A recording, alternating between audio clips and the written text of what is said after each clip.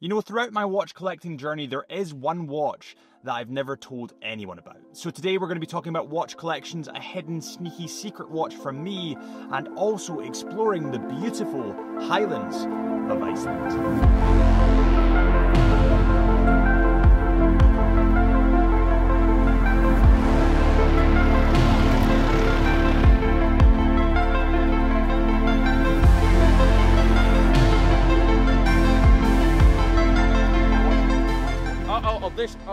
Wait, who was that? Who was that person that Mark Zuckerberg? Yeah. He's doing. He's just like, yes. So yeah, I really like.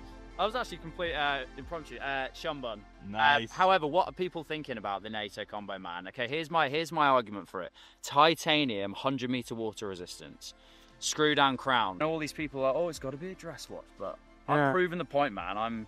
I was gonna say I'm hiking in the Highlands of Iceland. We're in a car being chauffeured round, aren't we? Yeah, we've got a tour guide that's like, he's like sniffing the grass. He's like, we go this way.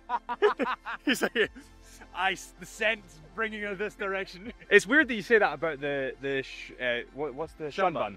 Because my Grand Seiko, because I only use it for dressy occasions, it never gets worn. And the fact that you've switched it to NATO means that you use it all the time. And in this light, like it works. It works really well, man. Even the fact that it's the wrong size. Yeah. Because, what is it with Grand Seiko wanting to make annoying, like, lugwoods? But, yeah, dude, I think this is exactly why I changed it, because it came... It came on a really nice... No, it came on the bracelet. Yeah. Which I struggle with, but just because my wrist is annoying. But then I put it on... Yeah, something like this, and it's like it's like getting a new watch again. Yeah. And sometimes if you're not wearing something that, like you just said, if you feel it's too dressy, too this, too that, like... What's the point in having it? Oh, what's the point, man? I'm getting attacked by the wildlife. I know, so am I. I think it's probably time we went across the river. Are you eating the plants? Yeah, go on. This is what you wrote. There you go. So that you can eat these? You can eat this, yeah. These ones? Yeah, like... They're not so sweet. Is he gonna cut it? Am I going to poo myself? You're maybe later. Maybe later, and I'll be filming. Right, wait a minute. Can you imagine we all die? It's just like the most venomous berry you've ever eaten. Oh, that's absolutely vile. Sorry, maybe I got a bad one. Mate, I don't know if that was edible, that one. Nah.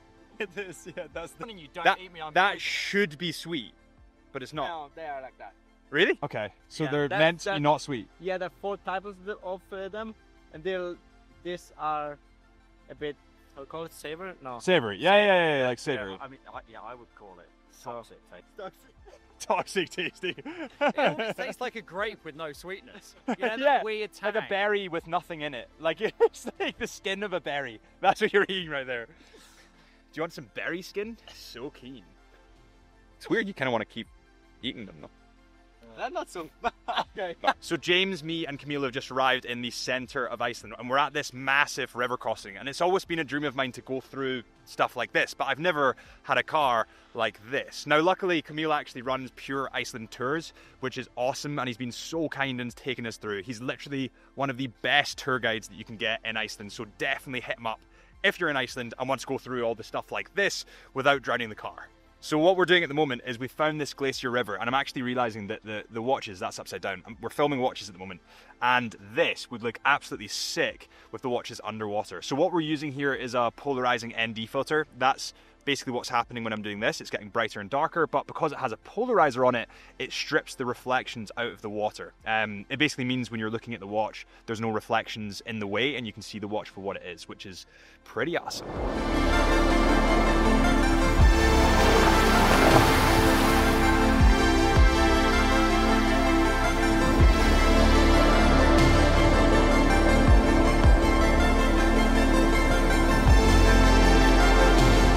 So we have just arrived. We've literally just pulled up on the right just here, overlooking the most insane views that I've ever seen in my life. Now I can't pronounce the name, so I want to ask, what's the name of where we are? The glacier. Yeah. So we are basically on the road F210, and on the left side we can see the beginning of the mountains called Landmannalaugar. Okay. And on our right side we can see the 4th biggest glacier called Mýrdalsjökull. But it looks like this is like, it's unreal. I've never seen something so green and black and orange at the same time. Yeah, we'll try to pass this one here, and then we'll see how much we can get. Yeah. I don't like the word try. If my English is correct, that says impassable. Yeah, we'll see. I don't know, man. That looks pretty deep. No, it's good. It's good. Maybe it's not so deep. It's not so deep. Oh! Oh my god.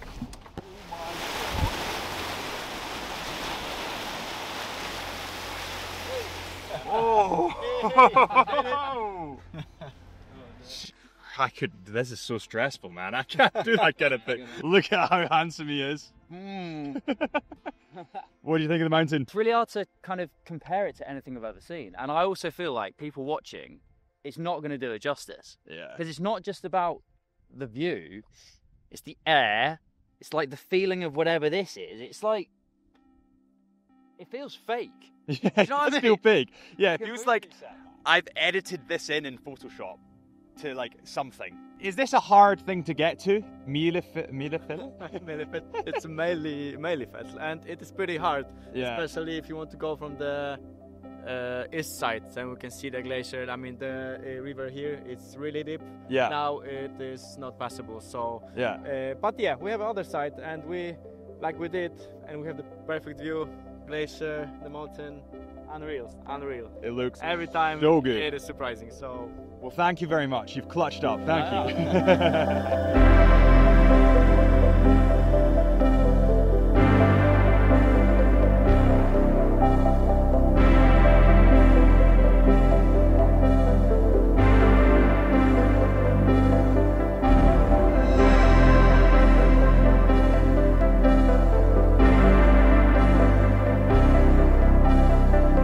What's come out recently, semi-recently, say the last 6 months or whatever, or the year, that you actually think, yeah, I would get? That I think I'd get, or I think like, or that I could afford, because like there's Well- things that I'd get, but I just can't, like I can't financially sell the flat. Do you know what I Okay, mean? what's that? Okay, like, what's a realistic proposition that like you know that you've thought, oh well, actually I could maybe sell something to buy that? Is there anything that's really yeah. you know? Realistically, I think I really want the Tudor Black Bay Opaline dial for the next watch. Have you Don't know why. the Pro? The Pro. Yeah. Have you got? Oh, you've Hands on. Yeah, you have. Yeah. Insane. Like, so the dial is this kind of like, you know when you squeeze tube of toothpaste, Yeah. and it's kind of sparkly. Yeah. It's yeah, that's a good almost shout. like that metallic-y kind of white, and it looks so nice in the light. It does look good. And then you combine that with the stainless steel bezel, or the kind of track on the outside, that's not ceramic or aluminium, it's stainless steel. Yeah. And I really like that feeling. Like, in the light, the stainless steel looks white, and then it combines with the dial that is white, and then you've got everything else in the middle. Now, a lot of people would argue it's like, it's maybe not as legible because of how white it is. Yeah. The black is definitely more legible, technically speaking, but it's each to their own, right? Like, everyone, would you go for a white or a black? So I've got the Black Bay Pro. Oh, so you've dial. got it? Yeah, I've got that, because my like Grail watch is a 1655, which is the original Explorer 2. Yes. Right? Yeah. So like so when they brought out the Black Dial Pro, whatever, 4 or 5 years ago, like I was dude, just like yes, like it's no brainer, yeah. Explorer 2 is my favorite Rolex line anyway. So when Tudor brought out the Opaline dial, I was like, oh, I'm buzzing. But for some reason, for me, I got hands on with it earlier this year. I wish that the GMT hand, and again, just because I'm a sucker for the OG, I wish the GMT hand was more orangey, because it is more yellowish. And on the black dial, it doesn't bother me, but I think, and it's not even that I don't feel it's legible. I just personally, when I saw that combo, if it was a bit darker, it would be more, contrast more, right? It's like the darker and lighter a color is, the more contrast, the more it stands out.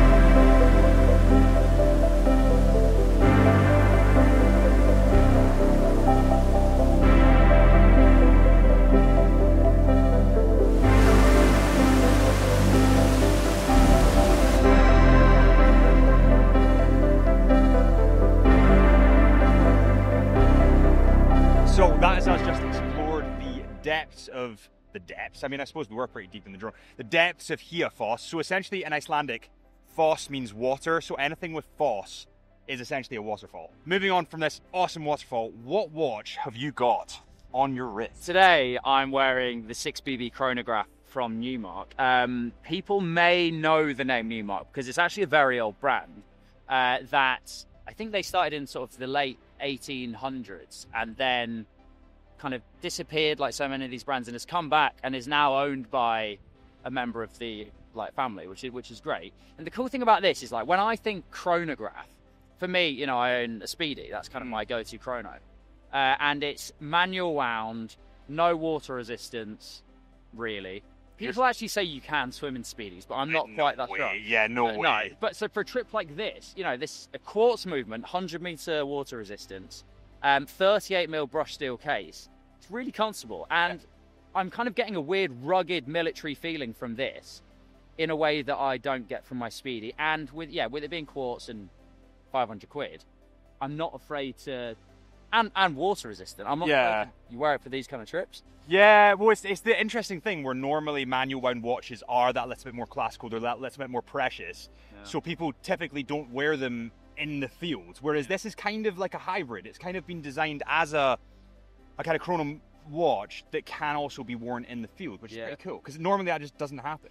And it's and a cool feature as well, it's got that like 24-hour subdial here. Yeah, which is it's one of those watches that there's so much stuff online that you see and you're like, okay, do I really care about that? It's, you know, quartz, etc. There's so many watches you could spend 500 quid on, but this, for some reason, jumped out to me. I think this, the shaping of the case, the NATO, and the specifications that we said, it's just perfect for my twiggy wrists as well. Very nice. Well, let's go back to the car because it's starting to get cold again, and then we've got a different stop, and then I'll show you what I'm wearing, which I don't have on at the moment, but we'll go there. Let's go, come on. Yes. So we've just arrived. We drove through the Highlands. How do you even pronounce that? What even is that? It's not normal to have an H and then an N. I'm going to go Snazapolo. Snazapolo. We're on the road F208 into the Highlands. We've arrived kind of in the heart of the Highlands. This is one of my favourite places in the world because it's the contrast between like green over here, then you've got red of the volcanoes. It's like a barren, it's like Mordor, essentially. You expect the Eye of Sauron. So we're going to get the drone up. Then after that, we're going to talk about what watch I have on, and then the new watch that you've not got on yet. So we need to put it on. All right, I'll do it now.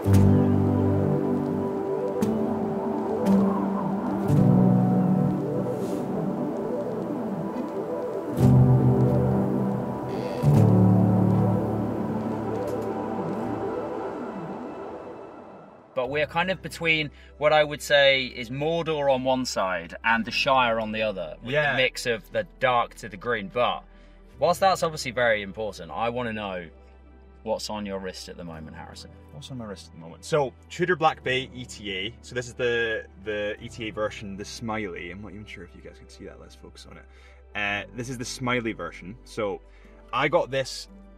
Oh my god.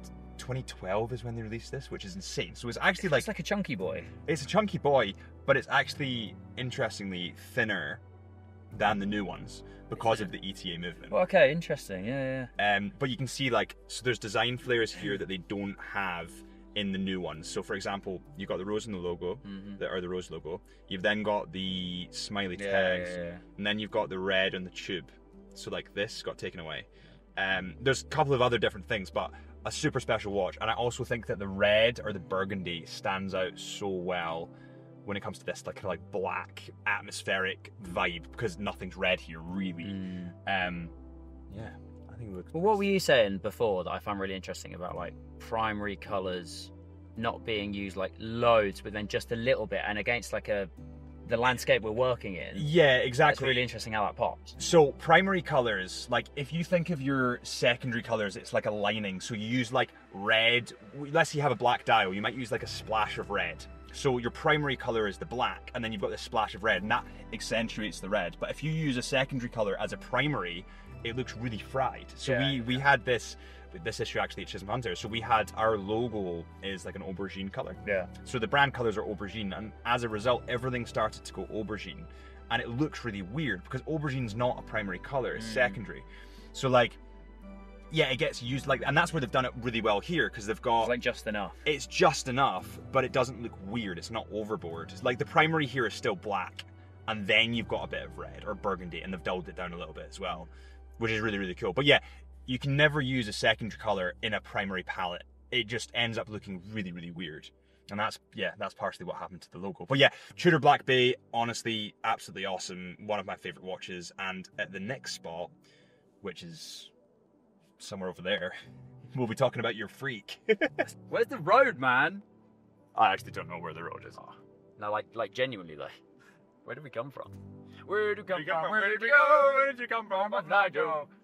What I'm really like confused about is the different like colors on the rivers, because when we've been using the drone, it's hard to figure out like, is the different colors because it's different depths, or like is the like swells, or like what even is that? You know what I mean? So it's a combination. So there's a combination of a couple of things. So one is that when the glacier melts, it brings all this silt down the river with it, and that silt at different depths and at different kind of like purities has different colors. It kind of refracts different colors. So sometimes it looks really, really white, other times it looks really, really blue, but you always get, and it's ever changing, right? Because it's always melting at a different rate, or, you know, there's a flood or there's a volcano going off.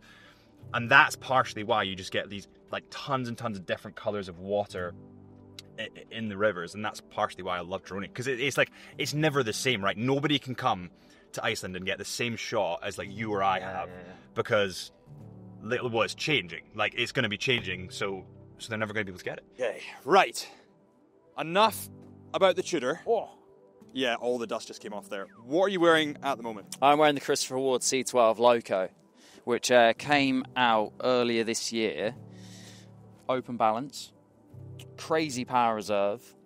On the rubber as well, it kind of makes it sporty enough, I feel, to come out and about and explore. Screw down crown as well, so I might test that water resistance at some point in this video. I don't know if I'm technically I shouldn't, but and it's the kind of thing for me where I think rubber just makes it so comfortable, and there's something about, like you were kind of saying, that the colors working with different environments, and for me, like the dial on this, it's almost like someone's picked up some of this volcanic ash and like smoothed it over and stuck it in a watch, and then the contrast of the white with that, I just think I thought it was right for this trip. I actually think, weirdly, that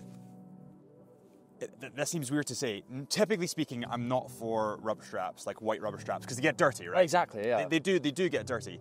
But in this environment, because you've got the black sand, because you've got the dark, like aesthetic, the moody, it literally looks like Mordor, it pops out so much better. And every photo we've taken of that, it looks absolutely sick. I think the white rubber thing is, I'm with you. Like, I was like, nah, I don't know. But Andrew Morgan was like, put it on a white rubber, you'll love it, blah, blah, blah, with my Belcanto. Yeah. So then when this came along and the white strap was offered as an option, I was like, yeah, there's something about white rubber that you're like, yeah, hesitant. But as soon as you wear it, you're like, yeah, okay, I kind of get it. Yeah, you're like, I get it. I don't know, I just don't think I'm cool enough for it. You know, when you just like, I don't think anyone thinks they are. But you're like tatted, you're like, I don't know, you're just too cool. Iceland's one of those places where like you think you get to the pinnacle of beauty, and then you go over another thing, and it's like, oh, okay, this is next level. Yeah, right? This is it now. It never ends. And then you go over something else, and it looks like this. Like, it's literally like glacier silt rivers running all the way down.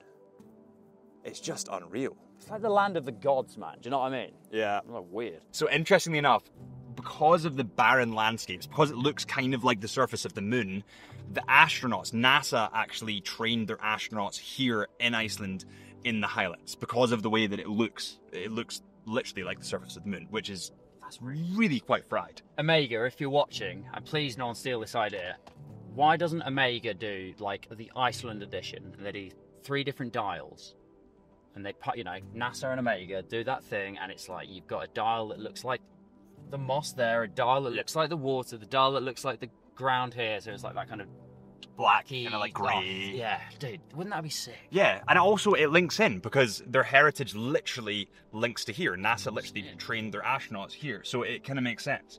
Good morning, everyone. So we've had a bit of disaster this morning. We were going to talk about watches, but instead we were doing press-ups, sit-ups, like exercise, and my pendant got caught between these wooden slabs and fell like below the wooden slabs. Don't know if you can even see it. And essentially, James has volunteered as tribute.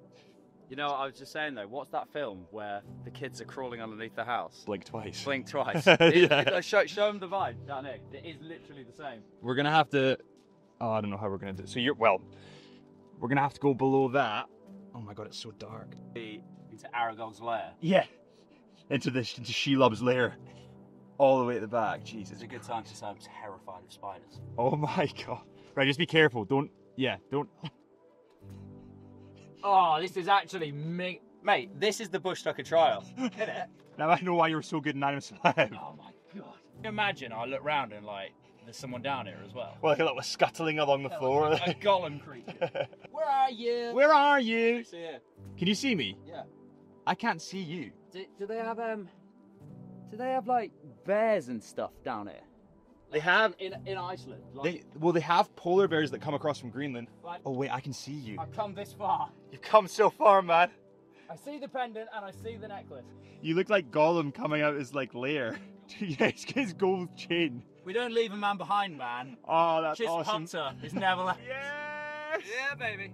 Oh no! No, it's gone again. Oh no. Alright everybody, so we're just packing up to head off to a natural hot spring, which is like a geothermal area in Iceland. It looks insane from the air, and the reason being is that there's like all this sulfur and lava and rock, and it looks just really abstract from the air, and I love those kind of abstract textures. But on a different note, the watch that I'm actually going to wear there is the Hamilton Khaki Field Expedition. So I do have a Hamilton Khaki Field Mechanical, and I have the Hamilton Khaki Field Expedition. Now I picked this up in Banff, I'm going to say like 2 years ago, and ever since then it's had a pretty special place in my heart.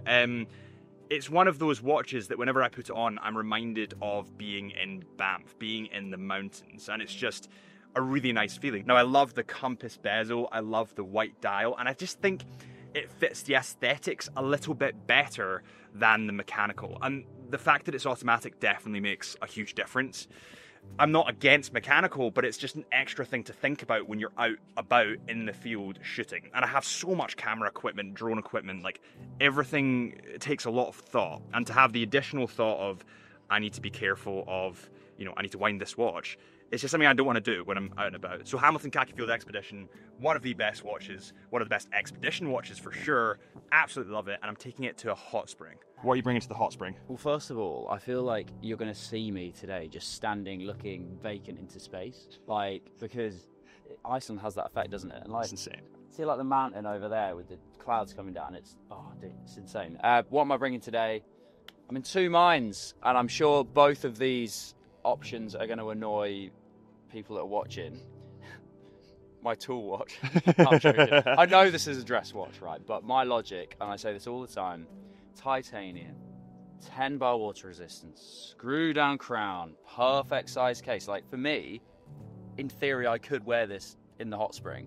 The other option is the Freak X Ops, which I, for some reason, didn't realize had 5 bar water resistance, but you were telling me, because in my head, like, you can't wear Velcro in water, but you were saying that Velcro is a bit... It's like water resistant. It's like plasticky. It's like that oily plastic. That's so right in my head, that just shouldn't work. So it's between them, and I know that both of those options, people are going to be like, you're ridiculous. So what do you think I should wear today? I think the fact that you can wear your Grand Seiko in the field is like a really nice thing, because people always class them as too dressy to wear, and then they end up just not wearing them. It's like me, I don't wear it half as much as I should. Whereas if, and I know this is going to be controversial, if I were to put it on a NATO like that, like genuinely, I think that's cool. You know what? I love annoying people with this. But like, I understand the logic, right? If you think about the hand finishing, like on it, like the polishing and all that, and I always forget the word. Zaratsu. Zaratsu. Yeah. it's like it then feels really mean, and especially with how incredibly respectful Japanese culture is, and then I'm wearing it going up a mountain. Like, oh. But you're right, where this watch often over the last couple of years has sat in the safe for ages when it's been on something like an alligator strap. So I thought, put it on a NATO. I first did it in Bali, and people thought I was crazy then, but why not, man? It works. It stands the test of time in the challenge, so we'll see. I think I'm also convincing myself. Yeah. You know what I mean? You're like talking yourself into it. You're like, it does work, doesn't it? It definitely Tell does. me, anyone. Definitely does. Yeah, I'm a YouTuber now. This is YouTube. Yeah, it's that, dude. I feel like this is the staple YouTube thing, right? You come out and you're like this, and then you go like this. You do the turn, and you're like, yeah, so we're here, and then, oh, mate, I've got it. I've nailed it. All right, guys, so we've just arrived at the geothermic area. I can't pronounce the name, but it's really quite incredible. So we're going to go a walk around, but because it's so exposed in Iceland, actually there's interesting stats about the trees won't grow because it's so windy, but yeah, because it's so exposed in Iceland, essentially the wind is mental. So I'm having to duck behind a car in order to actually speak to you and you guys to hear it. So yeah, we're going to go and explore this geothermic area, and then we're going to look at some more watches.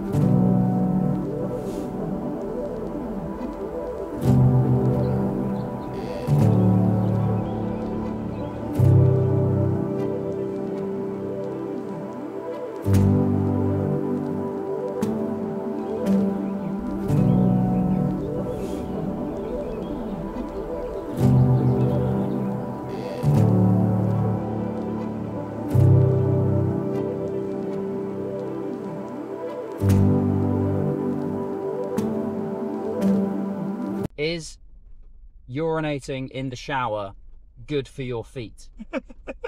But how did you come across that information? I don't know. Who told you that? How did you figure that out? There's no scientific evidence to suggest that weeing in the shower is beneficial to your feet. In fact, it can be potentially harmful. Oh God.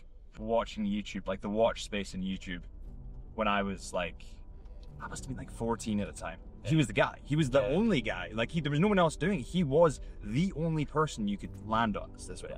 Yeah, he pioneered such huge. Like he doesn't even. I don't think Andrew realizes the effect that he had on other people within the industry. Yeah. So many watch YouTubers now, but like he would not.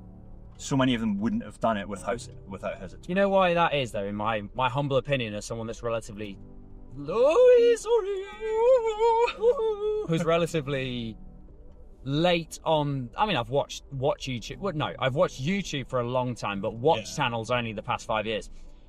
For Andrew, it's never been about him, right? You know, it was his hands for ages. Yeah. He was able to inject his like sense of humor and wit and intellect through like, you know, the voiceover and stuff. Yeah. But that's what, like, as a viewer, you didn't feel intimidated or that he was trying to get you to invest in him as a person per se. Was what he was making was very accessible and great. Yeah.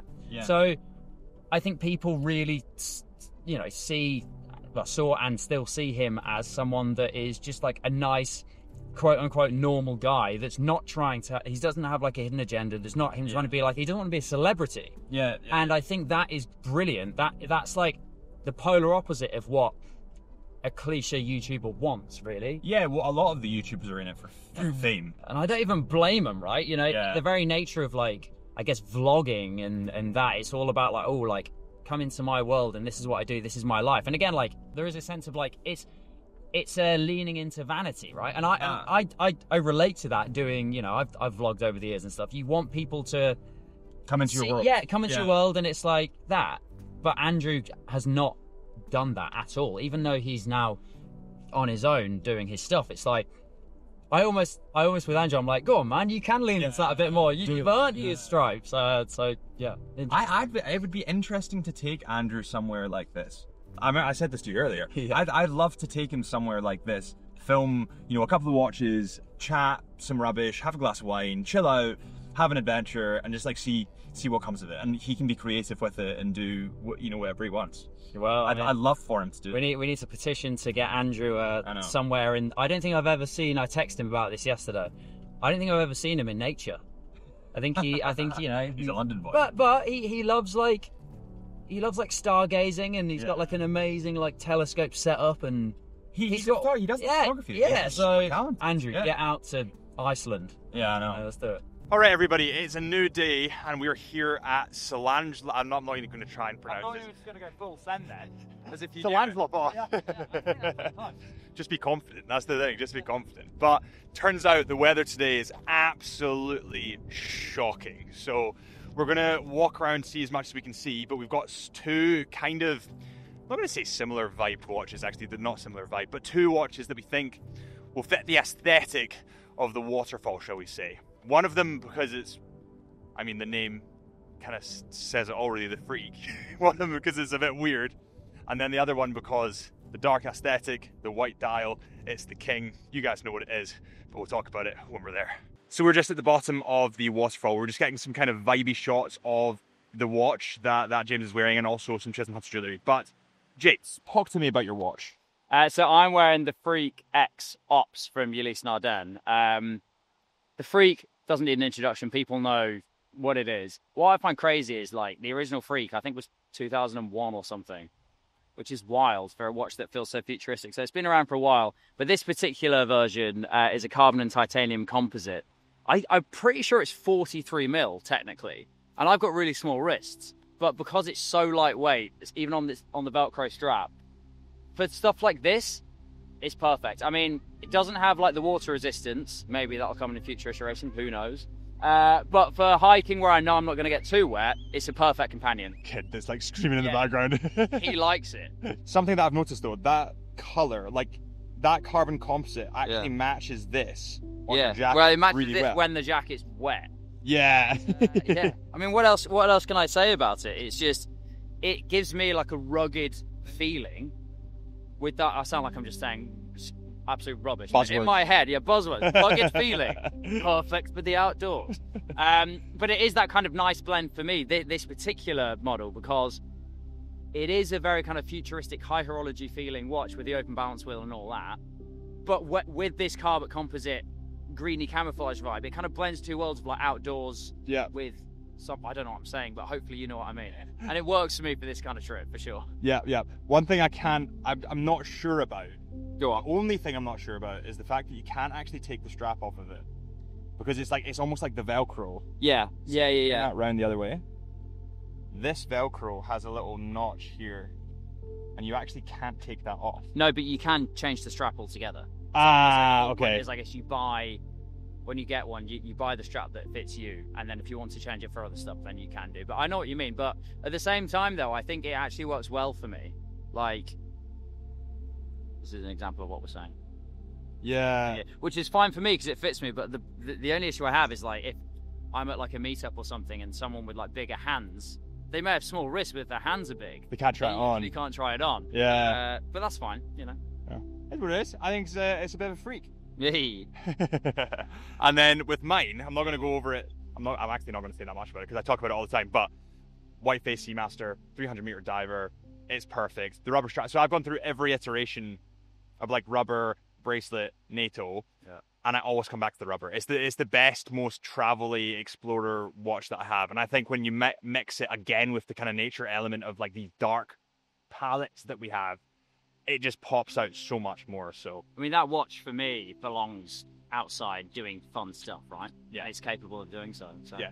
Is it steel or titanium? Full steel, Yeah, full steel. But the titanium version does look really, really good because, I mean, it's lightweight, isn't it? And it's darker in aesthetic. So titanium is maybe one for the future, but at the moment, the stainless steel is the king.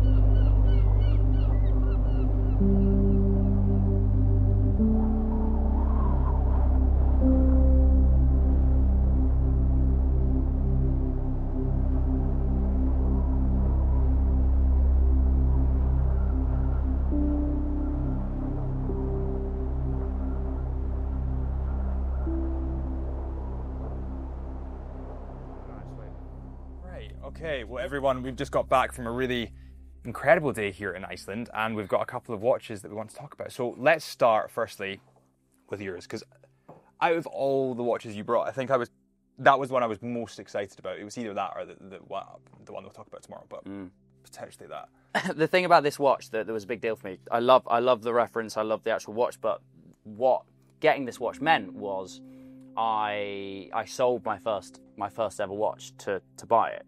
And I think, and I kind of asked a couple of people in WhatsApp groups, look, has anyone in here sold their first watch? Like, have you had any regrets for doing that? What's the kind of, and I want to ask you about that actually as well. But yeah, that kind of letting go of something, does anyone really regret doing that? Does anyone actually not regret it at all? And touch wood, it's been 3 months or so now since picking this up. So for people that can't see, I'm sure you'll have some lovely macro shots, but it's a GMT Master 2 reference. Actually, it's not GMT Master 2, just GMT Master, and then the reference is 1675/3. The original root beer. Yeah. And this originally would have come on like a two-tone like Jubilee bracelet. But you the leather strap. But I've put the Rally on. Because, I mean, London, to be honest, which is a shame. And also, you know what, I'm not a huge bracelet guy, and I think in the summer, I want to wear it, because, you know, and if I do have a Jubilee two-tone bracelet on, it's going to, you know, be a bit of a stretch. I hate the fact that we have to think about this now, but I don't wear any, you know, Oyster or Jubilee bracelets in London anymore. So I think this is like a perfect thing. It kind of works as well, and it's just kind of a nod to, I don't know, like racing old cars or something, which is a life I'll never do. It's like the vintage vibes of like what I love about this specifically. And your other one actually, we'll talk about that tomorrow, but it has similar vibes. But see how dusty the bezel gets? Yeah. That faded, lived-in kind of bezel. Yeah. It tells a story, I feel like, where new watches don't. Exactly, and I think that it's a quite divisive topic, like how patinaed is too patinaed for some collectors. Like I've got friends that your other ones that look made at, yeah, I know, and I've got people that like. I think this is, for a lot of people, this is just about okay, but you know, I've got other things that are really over the line in their eyes. But for me, this was from the original owner's family, and I like that it shows that it was worn a lot. Yeah, it was loved. Yeah, like and really worn. And if you look at pictures of what this would have looked like new, it's kind of crazy how different it is now. And what I love about this particular reference is, you know, its brother, the Pepsi, is kind of the go-to for people that are watching. GMT Masters from back in that time. So this is from 1976, and I think that the first root beer was 1970. So it's pretty early on in the story. They call this the nipple dial for obvious reasons. The markers look like little nipples. And GMT is my favourite complication. Yeah, it's kind of got everything I need, to be honest. It's perfect size for my wrists. It's Rolex, but in my opinion, understated Rolex, especially when it's off that two-tone Jubilee like bracelet.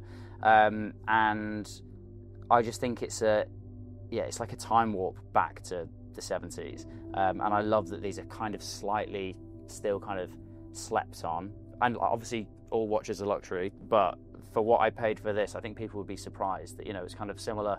I paid just slightly over what you'd pay for maybe like a new Oyster Perpetual. Yeah. What was your first watch? So my first watch that I sold for this was a 2017 Submariner. Oh, the steel one that you showed. Steel Submariner, okay. Yeah. And with date, and I mean, look, this has got like a Cyclops, but like, I think when I inevitably go back to getting a Rolex sub, I will go tritium dial, no date, no nonsense. And I just put it on like a NATO, and that would be it's like a beater. Yeah, I love. I mean, that's mental that you've just said that a sub could be a daily beater, but that's what it was originally, right? Kind of, you know. And we had this conversation today about kind of Grand Seiko and the way that people put things in a box, right? So that watch is a dress watch, so I'll only wear it on certain occasions, and then it never gets worn. Like my Grand Seiko is like, oh, it's my dress watch, but I mean, you know me, typically I'm in tracky bottoms filming in a studio or I'm up a hill, so it's like I can't really wear it all the time, whereas you had quite a nice thing where you basically said, I'm going to put it on a NATO, and I don't really care what people think because it means that I use it for its actual purposes. Yeah. And how did you feel when you inevitably sold the 2017 Submariner for that? Well, I think first of all, following on from what you just said with the Shumbun, I think it was like the reason it's on a NATO is so I wear it, and also I think at the moment I'm realizing I'm trying to recalibrate how I approach watch collecting. I think we all are guilty, whether we accept it or not, that at some point in our collecting we think, what should we buy based on what other people say? How should we wear things based on the presumption that all of these things? And with that Shumbun, I was like, well, actually, what do I think about this watch? Because for me, I think my favorite dial maybe ever that I've owned. It's stunning. It's really great. Stunning. Yeah. But you're right, if it's just sat in a safe, what's the point? I never see it. So I'm like, I'm going to put it on a NATO, and kind of I don't really care what people say about it. I actually find it funny, like annoying people with that. But selling my Submariner, it's hard because that watch I did 2 world tours. So the first Vamps world tour, there's pictures of me wearing that watch everywhere, like on stage in Japan for the first time, walking around like Mexico City, 2018, and it's been everywhere. Honestly, it's been up Mount Fuji. I've swam in wherever. Like it's done everything around the world with me, and that's sad. And when I posted about selling it, and I was finding pictures, and I got a bit emotional of letting that go, but I realised actually, the watch, it was those experiences. The watch for me didn't make those experiences. At the time, I wasn't looking at my watch thinking I wasn't really a watch guy. It was my first watch. I bought it. I wasn't really part of that thing. So it was just like a tool, which is great. It was the watch you got before you were a watch guy. And I feel like Submariners are it's watch. cliche. I mean, I bought a Submariner because I was like, oh my God, this is a lot of money. And what should I buy where people aren't going to think I'm crazy, because it's kind of a watch that is it's expensive. It's a safe bet, right? And it was quite vanilla, and I did enjoy wearing it, but I did use it as a tool. I didn't really beat it up. Wore it. I bought it second hand, and it was quite scratched up when I bought it, and I was like, this is going to be. I know it sounds crazy saying, but my kind of do everything watching. But then with where major cities in the UK are, right in Europe now, and where that kind of it's quite scary. that way it's going, I realised, we're saying about the Shumbun sitting in the safe. The Submariner sat there for 2 years. I didn't wear it once, and I tried putting it on. I had it on NATOs. I had it on a commando strap, which I loved. I thought it looked incredible. The combo was amazing. But I was only wearing that Submariner once every couple of years, where I'd maybe drive to the Lake District, where I knew I could be in a cab, a place like this where you're secure. Yeah, and it's why have that when I could sell it? And I thought, actually, out of everything I could have sold to pick up this, Submariners are in demand. There's people that really, really want them, and I realised I didn't really care about that watch. I cared about the memories with that watch, but that actual watch aesthetically just didn't do much for me. And now I'm moving in a more vintage direction. Every time I see it, and it's similar with my my Speedmaster. Every time I look at my Speedmaster, and whenever I looked at my Sub, I just wished it had creamy tritium on it. So well, it kind of makes sense. It makes sense. And this is the part in the video where, so in the intro, I said that there's a watch that I've never told anyone about. This is, you can actually have a look. Have a look. Oh my word. Oh my word. I mean, here, look, in this light, it just looks like it's a black bezel. I can't see, so I need to get. But that's partly why I love it. The reason I didn't tell anyone, this is the Tudor Harrods edition. They've actually brought out a new one since this, but this was maybe a I want to say 2020. Oh yeah. So it's quite old. I love how I'm looking at this as if I haven't been looking at this all day. I'm like, oh yeah, I know what. Oh yeah. So I got this, and I was quite private about it. And the reason I was quite private about it is because I would love to do a collaboration between Tudor and Chisholm Hunter. And I love the fact that it's Harrods. I love Harrods as a brand. Like, I'm first and foremost a watch collector. Love the fact that it's green bezel. It has Kermit vibes, but it's not a Kermit. Yeah, right? yeah. It is Tudor. Is it a different green as well, right? Yeah. Well, margin. I mean, it's so Yeah. slight, but it's really subtle. Like you just said there, I almost think it's black. Yeah, and this, yeah. It's super, super subtle, and I really like that. And when I was getting into Tudor, so I got the Tudor Black Bay ETA. Yeah. Then I wanted the new generation, but I didn't want just any new generation. I wanted something a bit more unique, and that's where I saw this. And It is a really good looking watch, isn't it? it's really Yeah. and it's the condition. I have to say, like, I've actually kept it in really good nick.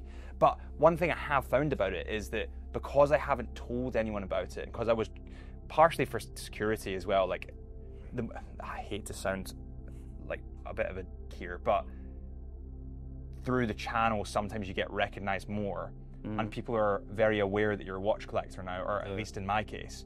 And a lot of people will stop and look at the watch. And out of a security point, I was like, well, this is a bit more rare. I'm kind of nervous about wearing it out. So, but as a result, I didn't wear it because I was keeping it a secret. Yeah. So that's why in this video, I was like, oh, well, I'm just going to Let's tell just people. do it. Yeah, let's just do it so that I can wear it more. Are you going to keep it on the bracelet, do you think, for long term?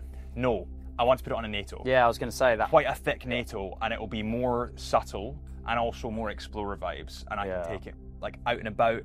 I think it suits here really well because the green and the black, it's almost like the black sand and the green kind of moss that we're not allowed to stand on. When we say that, we're not allowed to stand on it, and we were like really careful. And then there'd be cars that would just go straight, like locals. Icelandic guy can just go straight on. Yeah. What colour NATO would you put on this? So there's a NATO strap. It's essentially got like two black lines down either side and then one gold strip. I actually had it on my original Tudor Black Bay, and I remember on a train back from Edinburgh. Tudor. Yeah. Yeah, I think they do it on the Pro as well. Yeah. But yeah, I know. Yeah, they do. Yeah. I remember I was on the train back from Chisholm Hunter. I was working in the Edinburgh boutique over Christmas, and I was on the train back, and some guy went, "I'm really sorry to bother you, mate." This is before the YouTube channel or anything. Is that Tudor Black Bay? Did you put it on a NATO strap? And he was so much more interested because I'd changed it a little bit. He was a genuine watch guy, right? Yeah. I feel like only watch guys will recognise that the original watch doesn't come with that NATO strap. You know what I mean?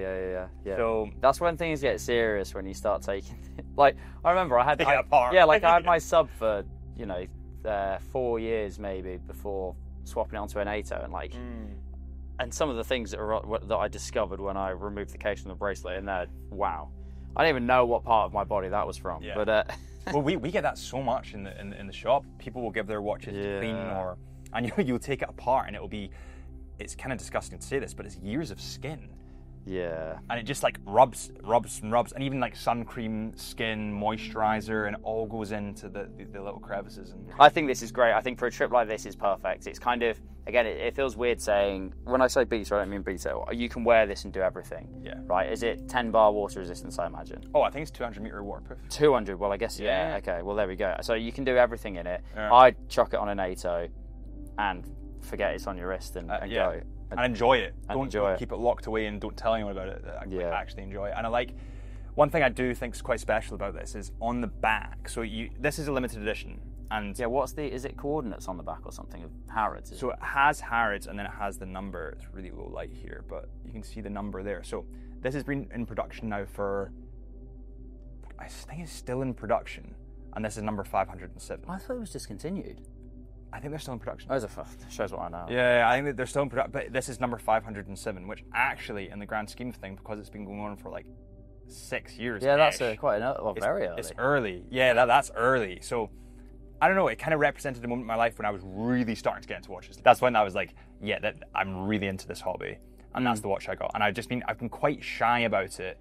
Is the fire smoking or is it just me?